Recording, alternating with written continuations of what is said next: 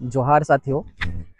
बहुत सारे साथियों का जेटेट से रिगार्डिंग क्या है कि क्वेश्चन था कि जेटेट हम लोग का कब होगा और नोटिफिकेशन जो है वो कब तक आएगा। बहुत सारे लोग सवाल पूछ रहे थे, तो उसी पर डिटेल बात करेंगे कि उसका जो है नोटिफिकेशन कब आएगा पुनः, और दोबारा से जो फॉर्म निकलना है वो कब तक आएगा और एग्जामिनेशन कब तक होगा, उसी के बारे में बात करेंगे।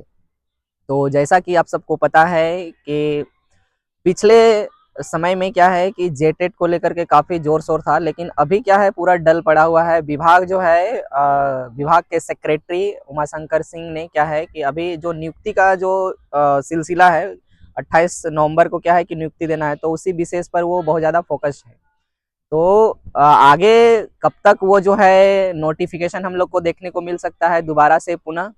तो ये जो है जेटेट को लेकर के सबसे पहले जेटेट की जो न्यू नियम वाली आएगी उसके तहत ही क्या है कि वो कैबिनेट में जाएगी, और वो कैबिनेट में आने के बाद जब तक वो कैबिनेट नहीं जाती है, आपको टेक्निकल पॉइंट है समझने की आवश्यकता है, जब तक कैबिनेट में नहीं जाएगी तब तक क्या है कि हम लोग दोबारा से जो फॉर्म जो जिनका जो इनकरेक्ट हुआ है, जिनका बहुत त्रुटि हुआ है, जिनका जिनका अलग कोई सिग्नेचर के जगह कोई फोटो के जगह या कुछ भी एरर हुआ है, तो उनको वो मौका मिलेगा। और जो पास आउट हुए हैं, जो 23-25 के जो सेशन के अभ्यर्थी हैं, चाहे वो बीएड हो चाहे वो डीएलएड के बच्चे हों, उनको भी इसमें सम्मिलित किया जाएगा। तो ये फॉर्म जो है वो सबसे पहले कैबिनेट में जाएगी। तो विभाग की तरफ से ऐसा कोई एक्टिविटी नहीं दिख रहा है, तो हम लोगों को क्या करना होगा, जब विभाग से एक्टिविटी नहीं दिख रहा है तो पिछले वर्ष जो है हम लोग पिछले दिनों जो है हम लोग क्या किए थे कि सभी लोग इसका प्रोटेस्ट किए थे। जो जब इसका नोटिफिकेशन आया था, नोटिफिकेशन आने के बाद क्या है हम लोगों ने विरोध किया कि जो एनसीटी का जो वायलेशन है, जिस जो गाइडलाइन है उसके विपरीत था सिलेबस, तो उसको लेकर के हम लोगों ने प्रोटेस्ट किया था। तो ये सभी अभ्यर्थियों से हमारा विनम्र विनती है, आग्रह है कि जब तक हम सभी मिल करके, अब जो है मिल करके ही आपको आगे आना होगा और आवाज को बुलंद करना होगा। जब तक आप आवाज को बुलंद नहीं करते हैं तब तक जेटेट, अभी तो हमें उम्मीद नहीं लगता है कि जेटेट ये आसपास में भी दिख रहा है, क्योंकि विभाग के स्तर पे और सरकार भी के स्तर पर अब 10 साल हो गया है जेटेट हुआ।